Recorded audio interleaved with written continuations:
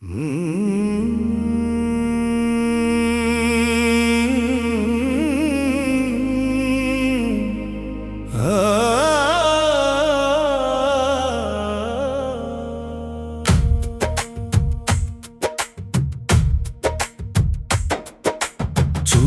కన్నుల ధర్మం, వినుట చెవుల ధర్మం, నడుచుట కాళ్ళ ధర్మం. తనను తాను తెలుసుకోవుటే జీవన ధర్మం. సద్గురు కృపతో ఆత్మజ్ఞానమే పరమధర్మం. గుడ్డివాడు చూడలేకపోతే అతని తప్పేముంది? చెవిటివాడు వినలేకపోతే అతని దోషమేముంది? కుంటివాడు నడవలేకపోతే కరుణ చూపుదా.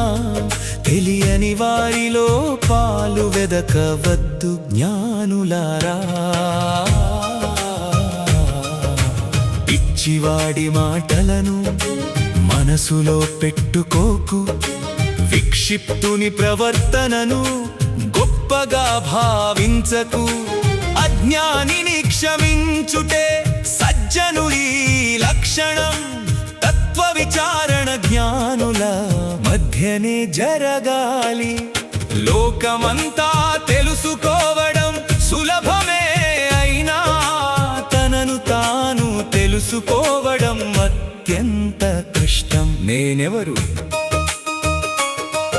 అనే ప్రశ్న హృదయంలో ఉదయించినప్పుడు సద్గురువే సత్య మార్గాన్ని చూపుతాడు. గురువును ఆశ్రయించిన వేళ అహంకారం కరిగిపోవాలి. కావాలి వద్దు అనే భావాలన్నీ తొలగిపోవాలి.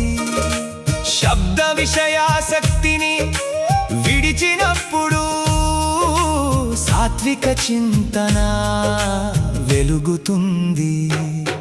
తనలో తాను లోతుగా ధ్యానించినప్పుడు చిన్మయ పరమానంద స్వరూపం ప్రత్యక్షమవుతుంది.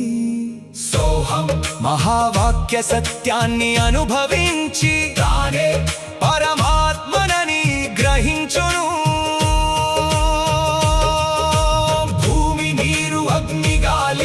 ఆకాశములను దాటి మనస్సు చంచలతను విడిచి భక్తిలో నిలువాలి. గురుదైవం పెద్దలపై అచంచల భక్తి కలిగితే మానవ జన్మ సార్థకమవుతుంది.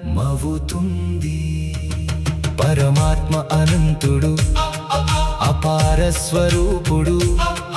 భక్తుడు మాత్రం పరిమితిలో జీవించును.